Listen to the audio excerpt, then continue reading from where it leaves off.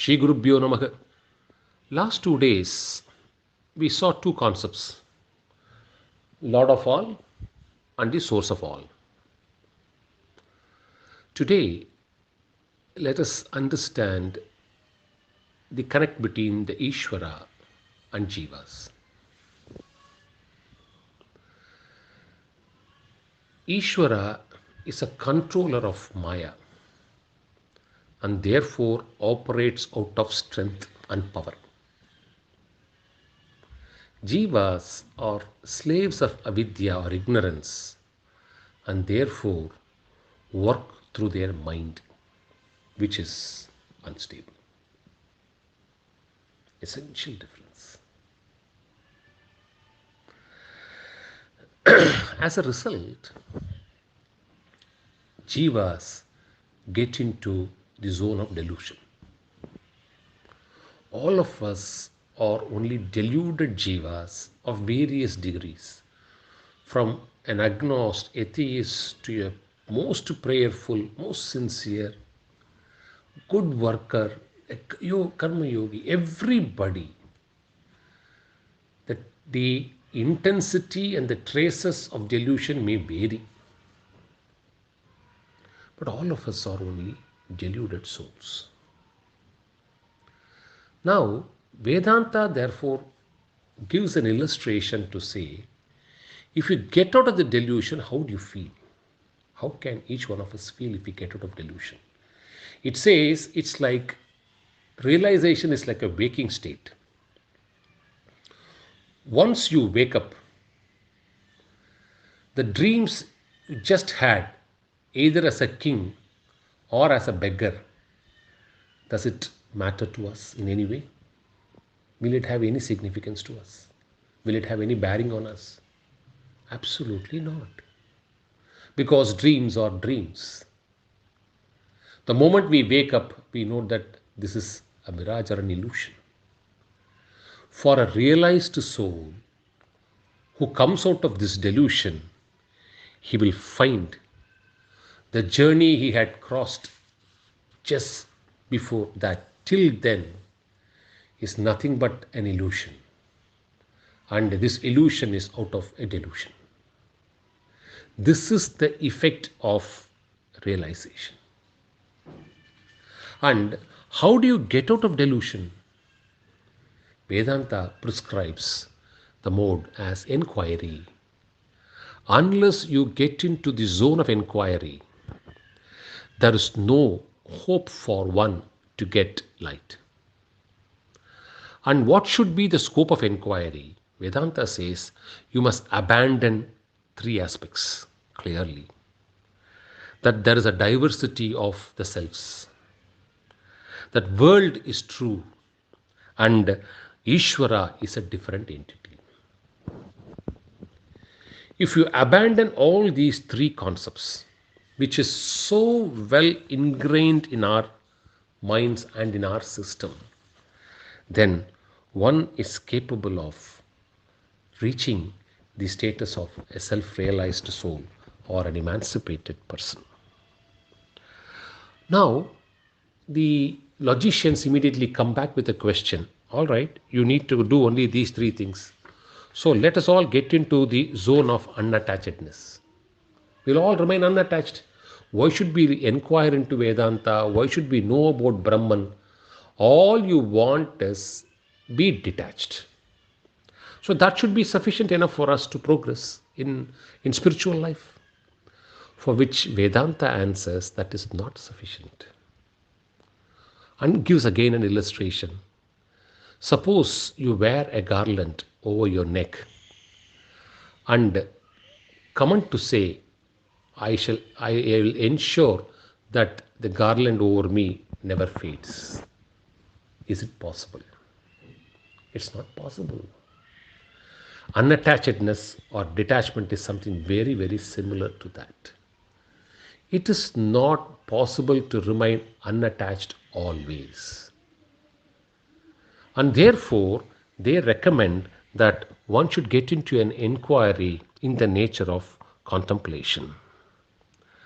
Unless the mind is able to discriminate illusion from reality, the path towards self-realization doesn't attain fruition. So mere unattachedness is not going to give any solution. The next question is asked. Now you are bringing pairs of opposites. You are saying Brahman is truth and the rest is mithya or illusion. So they are sworn enemies. How is it possible to fight from this enemy and go and become Brahman? Vedanta says they are not enemies. Even though they are illusions, even though they are very difficult to get over, they are still not enemies. And therefore, contemplation, discrimination at some point of time will enable one to reach the state of self-realization. Then the logician puts one more question. You are talking about Kutastha and Brahman to be one. If you put one more name as Kutastha, are they not two different things? And Vedanta answers no. What do you mean by Kutastha? See, Brahman exists everywhere. Please show me a place where it does not exist. So when it's like Akasha. So when Akasha exists everywhere, you keep an empty pot. If I say there is Akasha also inside that pot, will you agree or disagree? You will agree because it occupies. The Akasha inside the pot and the Akasha outside the pot are one and the same, but still Akasha is there inside the pot. Similarly, Brahman, because it permeates everywhere, it also permeates into our body. And that plank, that when it permeates into the body, it is given the status as Kutastha. And when Brahman reflects on the intellect, it becomes a jiva, and the jiva eclipses this Kutastha. Like an empty pot which is filled with Akasha, you pour water into it and you find the same Akasha over the water. So the water Akasha has occupied the pot Akasha. So Kutastha is of that nature. Let's continue to move. Shri Gurubhyo Namaha. At this stage, Vedanta wants every aspirant to consolidate two facts. One, Maya is unthinkable. Two, Brahman alone exists and it is secondless. Nothing else exists. We may not be realized souls, doesn't matter. But this conviction we must have to progress further in the study of Vedanta. Unless this conviction gets rooted in ourselves, it may not prompt us to make attempts. That's what Vedanta feels. And therefore says, believe it is unthinkable and believe Brahman alone exists, and therefore there is a need to go in search of it. The first question that will prop in our minds, which is quite natural, how long should we do it? A week, a month, a year? Please. Because everything is based on time schedule. So this activity should also be, there must be some time. If you do it this many years, then you are qualified to become self-realized. Is there anything like that? Answer is a clear no. It doesn't work in that way. If you say how long, it is answered this way: what you should do. And if you do that sincerely, then you can decide the length of time. That's the answer. So, what are we supposed to do? Some preliminary steps before we get into details. The conceptual framework matters a lot and it's very important.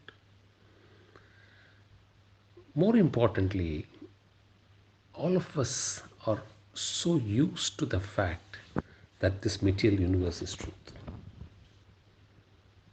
It's so we are used to it. It's a habit in us. So Vedanta says you must destroy this habit, get over this habit. And therefore, there must be a counter effort to get over it. How strong your past habit is, we should travel that far to get over it. It's like a nail stuck on a wall. How deep it is, that depends. I mean, that will be the basis how long it will take to pull it out. So it's like a stuck nail which needs to be pulled out. That's the process. Now, all right, it is past habit.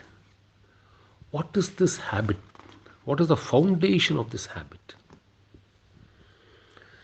Vedanta says, since we mix up pure consciousness and ego and superimpose them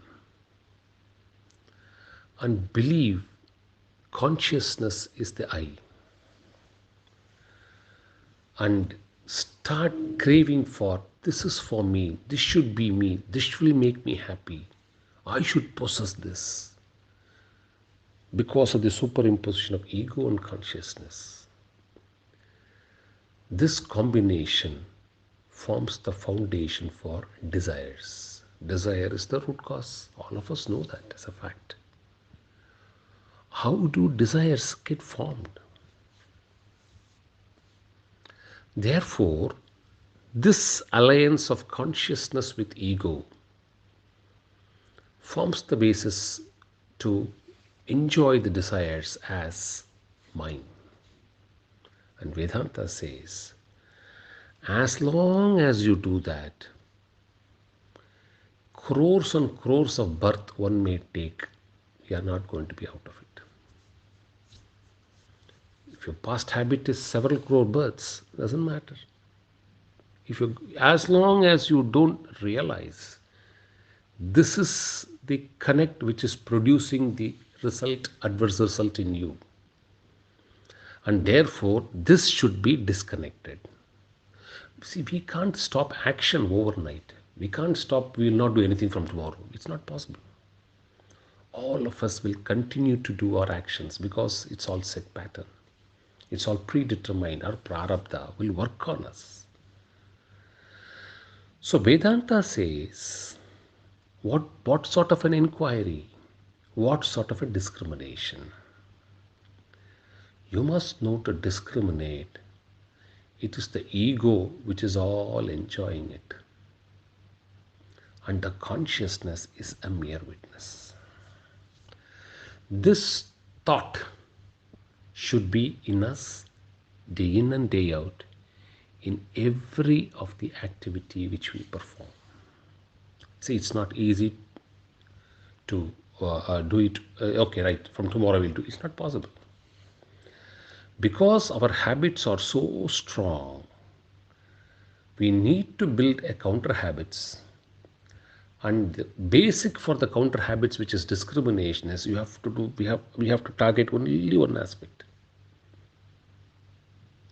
We should clearly perceive and understand that whatever we do, whatever we experience, it is the ego which is part of Vijnanamaya or intellect or buddhi.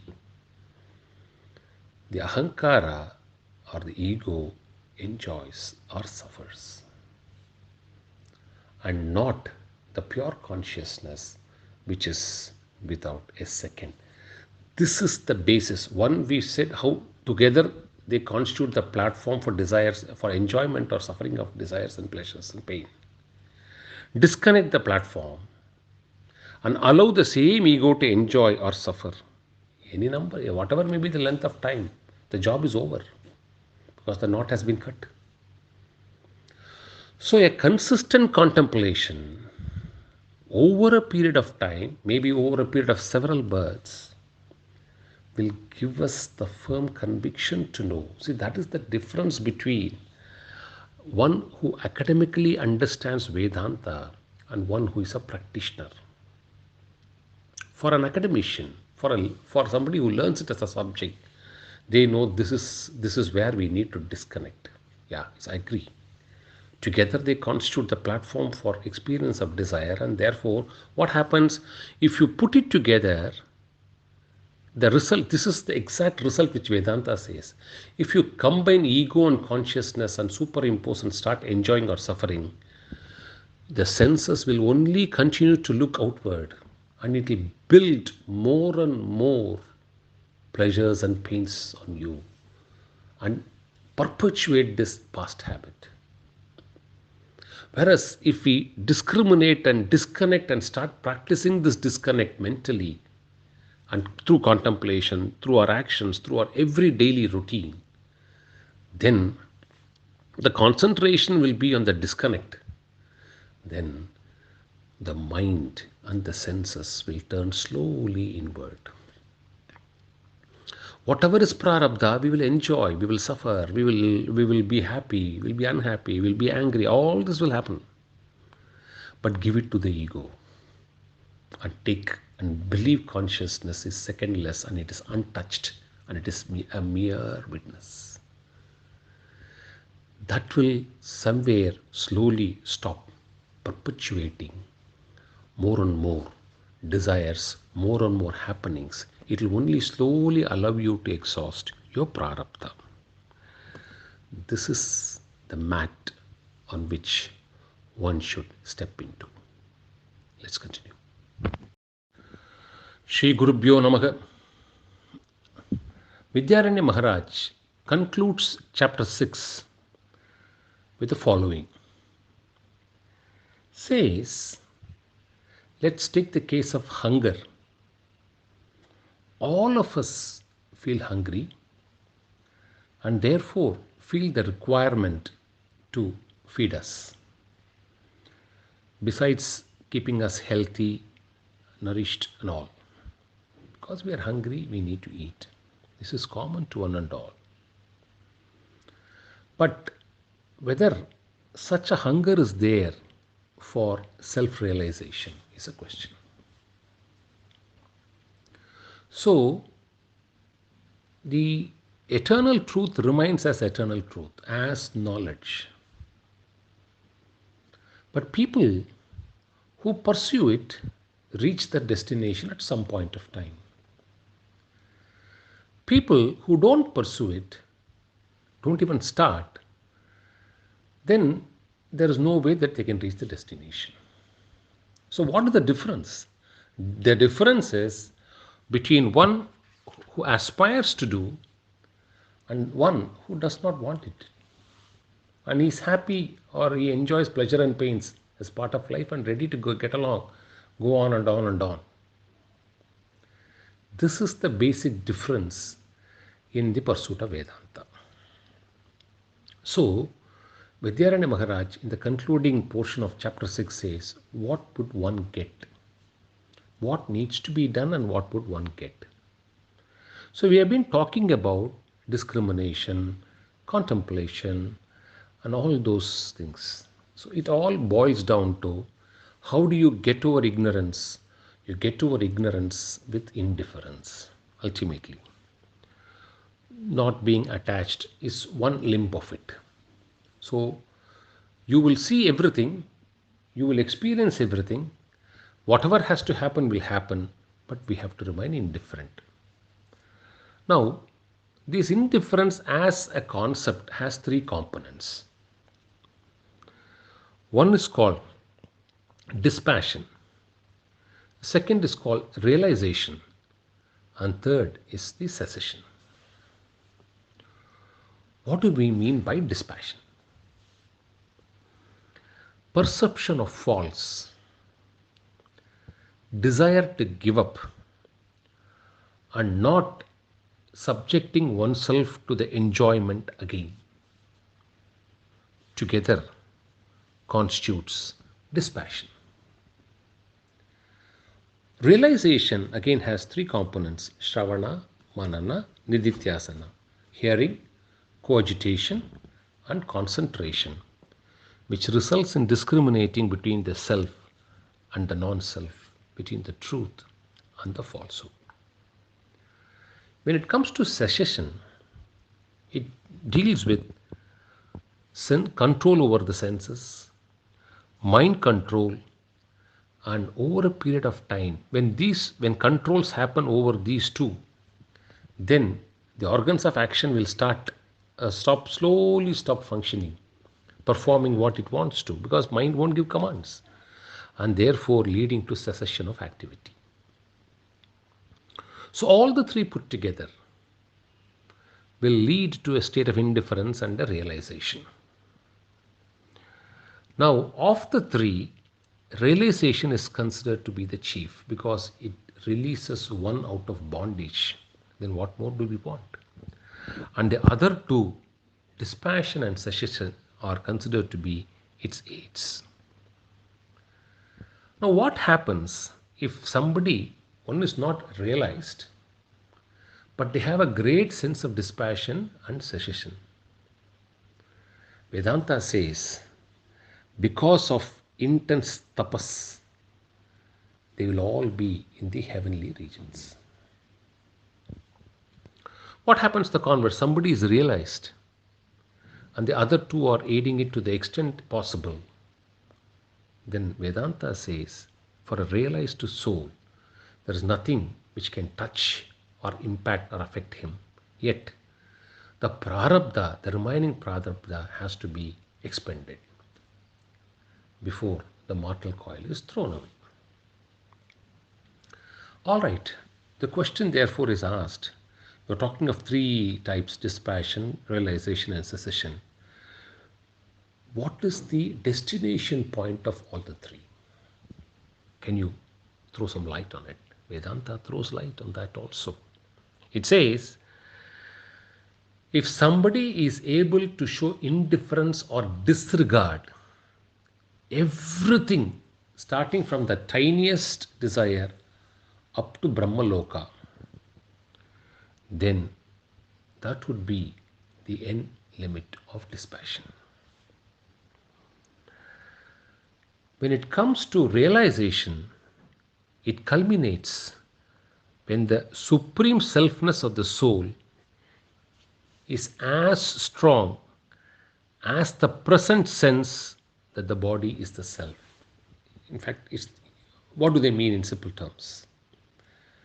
Today, our prajna, our memory, our attachment, our bondage is all to the body.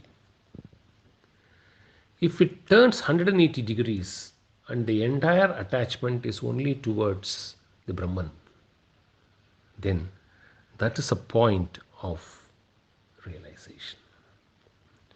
When it comes to cessation, the extreme boundary of cessation of activity is completely forgetting this world as one goes into a deep sleep.